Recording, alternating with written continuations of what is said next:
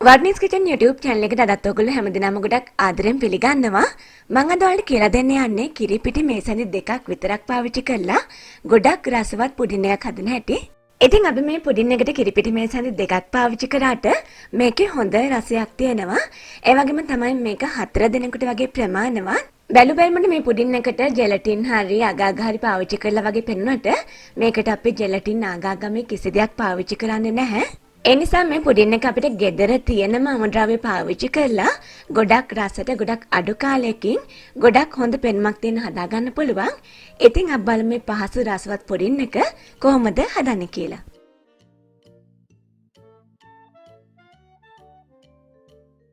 මම වල මුලින් සඳහන් කරා මම මේ පුඩින් එකට කිරිපිටි මේසැඳි දෙකයි පාවිච්චි කරන්න කියලා. මම මේ කිරිපිටි මේසැඳි දෙක මේ මෙෂරින් කප් එකේ දාගන්නවා. ඊළඟට මම මේකට වතුර මිලිලීටර් 400ක් දාගන්නවා. මම මේ පාවිච්චි කරන වතුර සාමාන්‍ය ටැප් වතුර, ඒ කියන්නේ රත් කරලා නැහැ. ඔයා පාවිච්චි කරන කිරිපිටි වර්ගයේ අනුව පාවිච්චි කරන්න කියන වතුර පාවිච්චි කරන්න. ඒ කියන්නේ නටන වතුර පාවිච්චි කරන්න. පෙටි කිරි ටික මේ විදිහට හොඳින් දිය කරගන්න වතුරයකට. මම දැන් මේ එකතු කරන්නේ කෝන්ෆ්ලවර් මේසැඳි දෙකක් එකතු කරන්න ඕනේ අපි මේකට. ඔයා මේ කිරි එක හදාගත්තේ උණු වතුරෙන් නම් ඔයා කිරි එක හොඳින් නිවෙනකන් ඉන්න ඕනේ කෝන්ෆ්ලවර් එකතු කරන්න. මොකද කෝන්ෆ්ලවර් උණු වතුරට එකතු කරොත් ඒක දිය වෙන්නේ නැහැ, උඩ පාවෙන්න ගන්නවා. දැන් කෝන්ෆ්ලවර් ටික මේ විදිහට හොඳින් මිශ්‍ර කරගන්න ඕනේ කිරි එකත් එක්කලා. සුපුරුදු විදිහට වීඩියෝ එකට අදාළ සම්පූර්ණ රෙසිපි එක වීඩියෝ එකට පල්ලෙහා තියෙන ඉන්ෆෝ බොක්ස් එකේ තියෙනවා. එතනින් රෙසිපි එක ගන්න ඕගොල්ලෝ. දැන් මම මේකට සීනි මේසැඳි එකක් එකතු කරනවා. ඉතින් ඔයාලට සීනි තව වැඩිපුර ඕන නම් වැඩිපුර එකතු කරගන්න. මම දැන් මේ එකතු කරන්නේ ස්ට්‍රෝබෙරි ජෑම්. ඉතින් ඔයාලට ස්ට්‍රෝබෙරි ජෑම් නැත්නම් ස්ට්‍රෝබෙරි ෆ්ලේවර් තියෙන මොකක් හරි එසන්ස් එකක් පාවිච්චි කරන්න පුළුවන්. දැන් ජෑම් ටිකත් මේ විදිහට හොඳින් මිශ්‍ර කරගන්නවා කිරි එකට. අවසානට මම මේකට රෝස පාට ආහාර වර්ණක එකතු කරනවා. ඉතින් ඒකෙන් අපේ පුඩින් එකට ගොඩක් ලස්සන පෙනුමක් පාටක් එනවා. ඔයාලට පේන්න නැති පුඩින් එකේ පාට ගොඩක් ලස්සන රෝස පාටකට හැරෙනවා. දැන් ආයෙත් මම මේ ඔක්කොම මේ විදිහට හොඳින් මිශ්‍ර කරගන්නවා ටික වෙලාවක්. ඊළඟට මම මේ වගේ පොට් එකක් අරගෙන පොඩි මිශ්‍රණය එකට දාගන්නවා. දැන් මේ පොඩි මිශ්‍රණය ලිපේ තියාගෙන අඩු ගින්දරේ උයා ගන්න ඕනේ.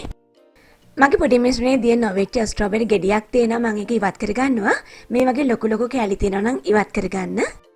පොඩි මිශ්‍රණය ලිපේ තිබ්බ වෙලේ පටන් මේ විදියට නොනවත්තා හැඳි ගන්න ඕනේ. එහෙම නැත්නම් මේකේ තියෙන කෝන්ෆ්ලවර් ටික කැටි ගහන්න බලනවා. විනාඩි 3-4ක් පොඩි මිශ්‍රණය උයාගෙන යද්දී ඒකේ හොඳ ඔකු ගතියක් ඇති වෙනවා. අන්න ඒ වෙලාවෙදි මම මේකට බටර් කෑල්ලක් දානවා. සාමාන්‍ය තේ හැඳි එකක් විතර. බටර් මේ වෙලාවේ ගෙදර නැති කෙනෙක් ඉන්නවා නම් දාන්න අවශ්‍ය නැහැ. ඉතින් ඔයා අද නම් මුල් වලට මගේ වීඩියෝ එකක් බලන්න ගොඩක් ආදරෙන් මගේ channel එකට පිළිගන්නවා. ඒ වගේම ඔයා මාව තාම subscribe කරන්න නම් විතරක් මේ වීඩියෝ එකට පල්ලෙහාන් තියෙන රතු පාට subscribe button එක සහ ඒ ළඟින්ම තියෙන පුංචි bell icon එක click කරන්න. එතකොට මේ වගේ අලුත් වැදගත් වීඩියෝස් මිස් වෙන්නේ නැතුව ඔයාට නරඹන්න පුළුවන් වෙයි. ඒ වගේම මේ වීඩියෝ එක වැදගත් කියලා හිතෙනවා නම් තවත් කෙනෙක්ට බලන්න share කරන්න. දැන් ඔයාලට පේනවා ඇති අපේ පොඩි මිශ්‍රණය හොඳ ඔකු ගතියකට ඇවිල්ලා තියෙන කියලා. ඒක මේ වගේ තවමත් නොනවත්තා හැඳි ගන්න. පොඩි මිශ්‍රණය මේ විදිහට මිශ්‍ර කරන් යද්දී ඔයාලට දැනෙයි මිශ්‍රණය ඔක්කොම එකට වගේ තියෙන ගතියක්. ඒ වගේම පදම මෙන්න මේ ගතියට තියෙන්න ඕනේ. අන්න ඒ වෙලාවෙදී අපි මේක ලිපෙන් ඉවත් කරන්න ඕනේ. ඉතින් මම මේ පුඩින් එක සෙට් වෙන දාන්නේ මේ කප් දෙකට. ඇත්තටම මේ කප්ස් දෙක එක කප් එකක් එක්කෙනෙකුට වැඩි. ඒ කියන්නේ මිලිලීටර් 250කට වඩා අල්ලනවා එකකට. ඉතින් මම මේක ඩිසර්ට් එකක් විදිහට හදනවා නම් පුංචි කප්ස් වලට දාන්න. සාමාන්‍ය ඔයා මේ හදන ප්‍රමාණය 4 දෙනෙකුට වගේ හොඳටම ප්‍රමාණවත්. ඊළඟට මේක මේ විදිහට පොඩ්ඩක් ටැප් කරලා හොඳින් මට්ටම් කරගන්න. දැන් මේ කප් දෙක හොඳින් නිවුණාට පස්සේ පැය භාගයක් විතර ෆ්‍රිජ් එකේ දාලා තියන්න. ඊළඟට මම යන්නේ පුඩින් එකේ දෙවෙනි ලේයර් එක හදන්න. ඒකට මම වතුර මිලිලීටර් 120ක් වගේ අරගෙන තියෙනවා. ඊළඟට මම මේකට කෝන්ෆ්ලවර් තේ හැඳි දෙකක් දාගන්නවා. ඉතින් වතුර මනින්දී මෙම්මටම මනින්න අවශ්‍ය නැහැ. චුට්ටක් එහා මෙහා වුණා කියලා ප්‍රශ්නයක් වෙන්නේ නැහැ. ඊළඟට සීනි තේ හැඳි 1.5ක් වගේ එකතු කරනවා. ඉතින් මේකට අපි ආයි ජෑම් එකතු කරන නිසා සීනි එකතු කරද්දී ගොඩාක් එකතු කරන්න එපා, පැණි රස වැඩි වෙයි. ඊළඟට ජෑම් තේ හැඳි එකකුත් එකතු කරනවා මේ විදිහට ස්ට්‍රෝබෙරි ජෑම්. දැන් මේ විදිහට හොඳින් මිශ්‍ර කරන්න. ඊළඟට මම මේකටත් ආහාර වර්ණක එකතු කරනවා. ඉතින් මම කිරි ලේයර් එක චුට්ටක් රෝස පාට අඩුවෙන් තමයි දාගත්තේ. ඊළඟට මේ ලේයර් එක ටිකක් වැඩිපුර කැපිලා පේන්න රෝස පාට ටිකක් වැඩිපුර එකතු කරා. දැන් මම මේ වතුර එක මේ විදිහට හොඳින් පෙරා ගන්නවා. දිය වෙලා නැති ජෑම් මේ විදිහට හොඳින් දිය කරගන්න. ඊළඟට මම මේකත් ලිපෙන් තියලා හොඳ ඔකු ගතියක් එනකන් උයා ගන්නවා. ලිපේ ගින්දර මධ්‍යම මට්ටමේ තියාගන්න. මේක ගොඩක් ඉක්මනින් ඔකු ගතියට එනවා. ඒ වගේම තමයි විනිවිද පේන ගතියකුත් එනවා මේක ඔකු පදමට එද්දි. අන්න මේ මට්ටමට ආවට පස්සේ මේක මේ විදිහට ලිපෙන් ඉවත් කරලා මේක සාමාන්‍ය මට්ටමට නිවෙනකම් මේ විදිහටම මිශ්‍ර කරමින් තියාගෙන ඉන්න. මේ විදිහට අපි පුඩින් එකේ පළවෙනි ලේ එක හොඳින් කූල් වෙලා තියෙන්නේ. ඒ වගේම හොඳින් උඩ සෙට් වෙලා තියෙනවා වලට පේනවා ඇති. ඒ වගේම දෙවෙනි ලේ එකත් සාමාන්‍ය මට්ටමට නිවිලා තියෙන්නේ. වලට ඒකත් පේනවා ඇති. දැන් මේ දෙවෙනි ලේ එක මෙන්න මේ විදිහට සමාන ප්‍රමාණ වලින් කප් දෙකට දාගන්නවා. ඔයාලට පේන ඇති මේ දෙවෙනි ලේ එක සාමාන්‍ය ජෙලටින් පාවිච්චි කරා වගේ හොඳ දෙලිසෙන ඒ වගේම විනිවිද පේන ගතියක් තියෙනවා කියලා. ඊළඟට මේක උඩ මේ විදිහට ඉතිරිලා තියෙන යාබබස් අයින් කරන්න නැත්නම් මේකේ මතු පිට ලස්සන නැති වෙනවා. ඊළඟට මතු පිට මේ විදිහට හොඳින් මට්ටම් කරලා ආයෙත් මේක හොඳ කූල් ගතියක් එනකම් ෆ්‍රිජ් එකේ තියන්න. මම මේක පැය දෙකක් තුනක් විතර ෆ්‍රිජ් එකේ තිබ්බා. එතකොට හොඳ කූල් ගතියක් එනවා. ඒ වගේම තමයි හොඳින් සෙට් වෙනවා මේක. ඔයාලට පේන ඇති මේකේ මතු පිට ජෙලි වගේ හොඳින් බවුන්ස් වෙන ගතියක් තියෙනවා කියලා. ඊළඟට මම මේක විපින් ක්‍රීම් ටිකකින් ගානිෂ් කරගන්නවා. ඉතින් ඔයාලට එහෙම අවශ්‍ය නැහැ මේ විදිහටම කන්න පුළුවන්. මේක ස්ට්‍රොබෙරි රසය තියෙන නිසා මම ස්ට්‍රොබෙරි කෑලි දෙකකුත් තියාගන්නවා. ඉතින් ඔයාලට පේනවා ඇති අපේ පුඩින් දෙක කොච්චර ලස්සනට තියනවද කියලා. ඉතින් ගොඩාක් අඩු අමුද්‍රව්‍ය ප්‍රමාණයක් තමයි පාවිච්චි කරේ. ඒ වගේ මේකේ හොඳ ලස්සන රිච් පෙනුමක් තියෙනවා. ඉතින් ඔයාලට පේන ඇති මේකේ උඩ ලේ එක ජෙලටින් දාලා සෙට් කරා වගේ. ඒ වගේම යට ලේ එක කොහොම හැදුවද කියලා නොදන්න කෙනෙකුට හිතා ගන්න බෑ. ඒ තරම්ම රසයි මේක. ඔගොල්ලොත් අනිවාර්යෙන් මේ රෙසිපි එක try කරලා බලන්න. ඇත්තටම ඔයාලා ගොඩාක් ආස වෙයි. ඒ වගේම ගොඩාක් රසයි කියලා හිතෙයි. ඒ වගේම මේක තවත් කෙනෙක්ට බලන්න share කරන්න. අපි මේ වගේ තවත් අලුත් වැදගත් රසවත් වීඩියෝ එකකින් ආයේ හම්බ වෙමු. Waruni's Kitchen YouTube channel එකට අදත් ඔයගොල්ලෝ හැමදෙනාම ගොඩක් ආදරෙන් පිළිගන්නවා. මම අද ඔයාලට කියලා දෙන්න යන්නේ ගොඩක් පහසු රසවත් ඒ වගේම ගොඩක් අඩු වේදම් චොක්ලට් පුඩින් එකක් හදන විදිය. අපිට මේ පුඩින් එක හදන්න gelatin, Milkmaid, fresh milk ඒ වගේ මිල අධික කිසිම අමුද්‍රව්‍යයක් යන්නේ නැහැ. ඒ වගේම මේකට බිත්තර පාවිච්චි කරන්නේ නැති නිසා නිර්මාංශික අයටුනත් ගොඩක් ගැලපෙනවා. ඒ වගේම තමයි අපිට මේ පුඩින් එක හදන්න විනාඩි 10ක ගොඩක් අඩු කාලයක් තමයි යන්නේ. හරිම පහසුවෙන් තම්බන්න නැතුව ගොඩක් ඉක්මනින් අපිට මේක හදාගන්න පුළුවන්. ගොඩක් රසට. ඉතින් අපි බලමු මේ පහසු රසවත් ඉක්මන් පුඩින් එක කොහොමද අපි හදන්නේ කියලා.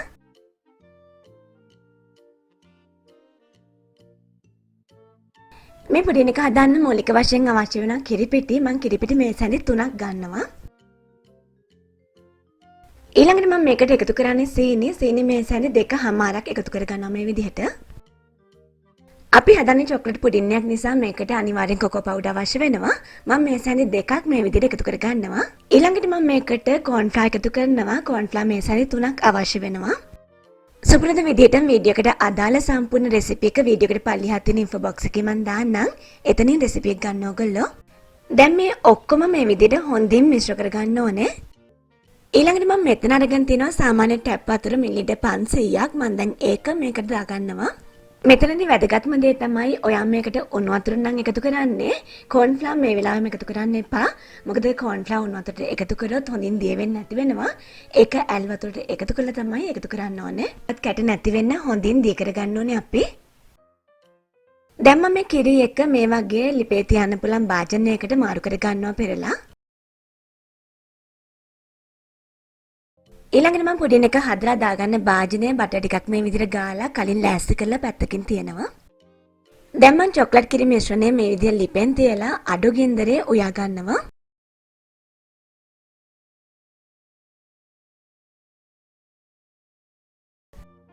අපි මේ මිශ්‍රණය ලිපේ තිබ්බ වෙලේ පටන් මේ විදිහට හොඳින් මිශ්‍ර කරමින් තියාගෙන ඉන්න ඕනේ. එහෙම නැත්නම් මේ මිශ්‍රණයේ තියෙන කෝන් ෆ්ලවර් ටික කැටි ගහන්න පුළුවන්. මිශ්‍රණය ටිකෙන් ටික රත් වීගෙන එද්දි මිශ්‍රණය ටිකෙන් ටික තික් වෙන බවක් ඔයාලට දැනේ. ඒ වෙලාවට තවත් වේගෙන් මේ විදිහට විස් කරන්න.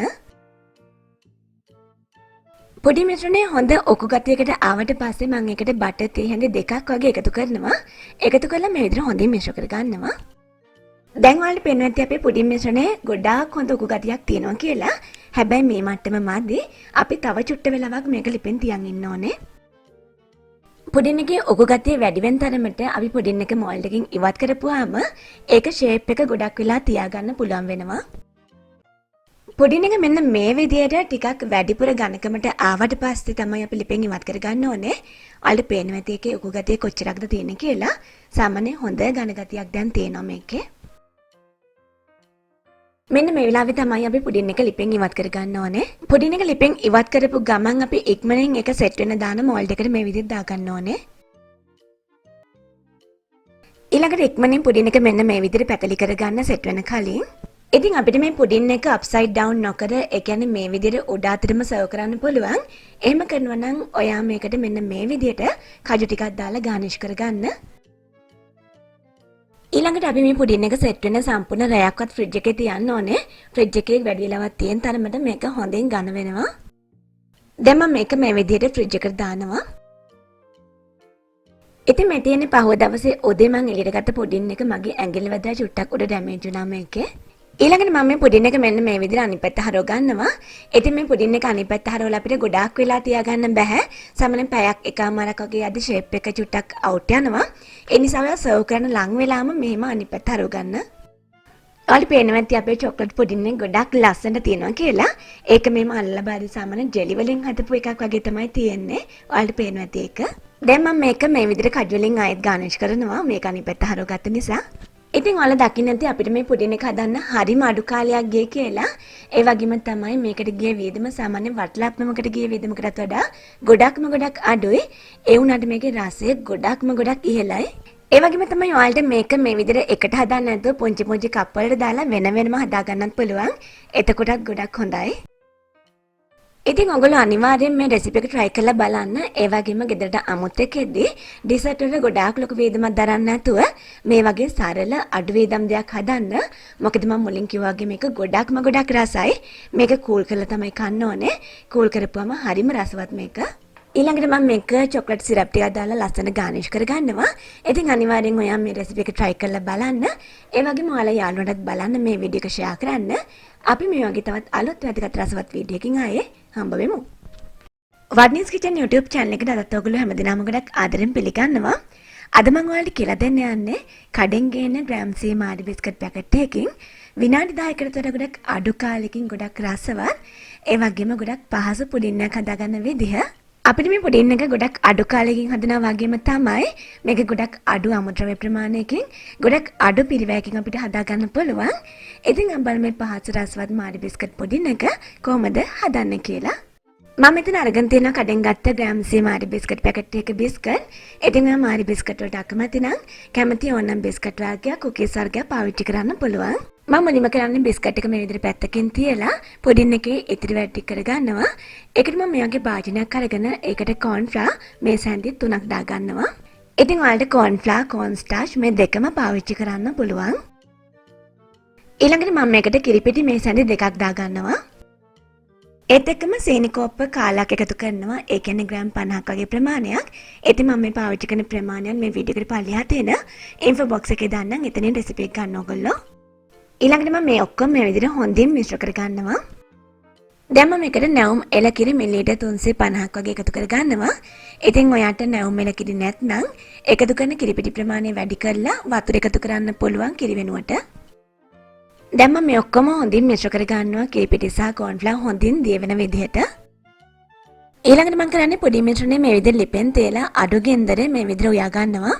ඉතින් ඔයා මේ වගේ අලුත් වැදගත් වීඩියෝස් මිස් නොවී නරඹන්න කැමති නම් මේ වීඩියෝ එකට පල්ලෙහෙන් තියෙන නර්තපට subscribe button එක සහ ඒ ළඟින්ම තියෙන පුංචි bell icon එක click කරන්න. පොඩි මිශ්‍රණයේ විනාඩි කිහිපයක් උයාගෙන යද්දි මෙන්න මේ වගේ හොඳ ඔකු ගතියට එනවා. අන්න ඒ වෙලාවට මම බටර් මේ සැන්දි එකක් ඒ වගේම වැනිලා තේ හැඳි භාගයක් එකතු කරනවා. එකතු කරලා නැවතත් මේ විදිහට හොඳින් මිශ්‍ර කරනවා. පොඩි මිශ්‍රණය ලිපේ තියෙන කාලය පුරාවට මේ විදිහටම මිශ්‍ර කරමින් තියාගෙන ඉන්න. එහෙම නැත්නම් මේක අඩි අල්ලන්න පුළුවන්. ඔයාලට පේනවා ඇති අපේ පොඩි මිශ්‍රණය කොච්චර ඝනකමද තියෙන්නේ කියලා. ඔයාලා පොඩි මිශ්‍රණය මෙන්න මේ විදිහට ඔක පදමට තියද්දී ලිපෙන් ඉවත් කරගන්න. දැන් මම කරන්නේ පුඩින් එක සෙට් කරගන්න භාජනයට මෙන්න මේ විදිහට බිස්කට් ලේයර් එක අතුර ගන්නවා. එද මේ වැඩ ගොඩක් ඉක්මනින් කරන්න ඕනේ. මොකද අපේ පුඩින් මිශ්‍රණය ගොඩක් ඉක්මනින් ඝන ගතියට එනවා. ඊට කලින් බිස්කට් ඉක්මනින් අතුරගෙන අපේ පුඩින් මිශ්‍රණය දාගන්න ඕනේ. ඊළඟට මම කරන්නේ පුඩින් මිශ්‍රණයෙන් බිස්කට් වැහෙන මට්ටමට මෙන්න මේ විදිහට ටිකක් දාගන්නවා. දාලා හොඳින් ස්ප්‍රෙඩ් කරගන්නවා.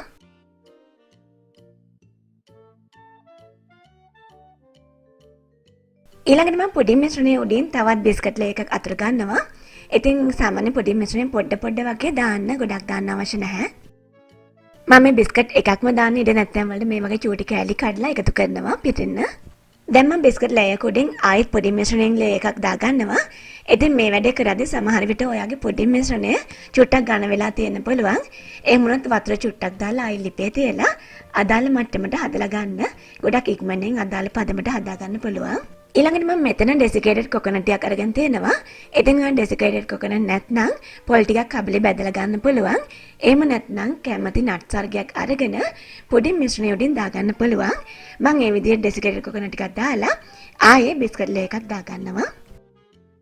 පුඩින් මිශ්‍රණය මේ විදිහට නිතරම හැඳි ගාමින් ගන්න. ඔයාට මෙතනදී බිස්කට් තියෙනකම් පුඩින් මිශ්‍රණය තියෙනකම් මෙන්න මේ විදිහට ලේයර්ස් ගානක් දාගන්න පුළුවන්. මම සාමාන්‍ය ලේයර් 4ක් වගේ දාගන්නවා. ඊළඟට මම මේක උඩින් ආයෙත් පොල් ටිකක් දාගන්නම් මේ විදිහට. මේ මං අවසාන බිස්කට් ලේ එක තමයි දාන්නේ.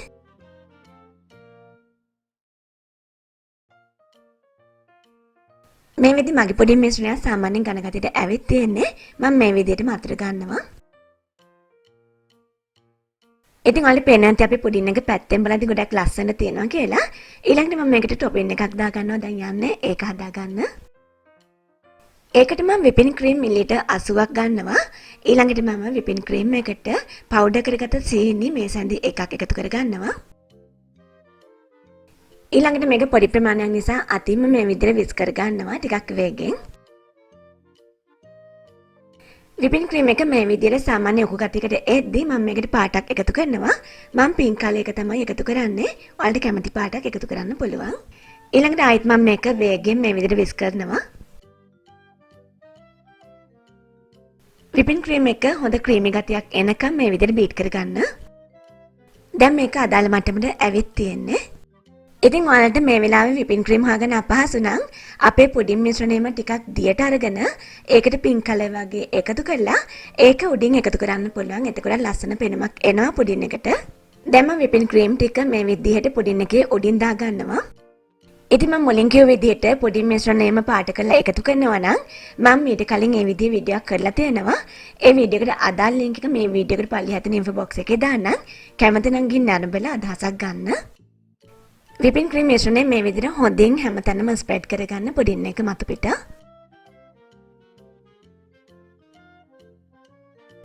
ඩෙසිකේටඩ් කොකනට් ටික මම පුඩින් එක උඩිනුත් මේ විදිහට දාගන්නවා.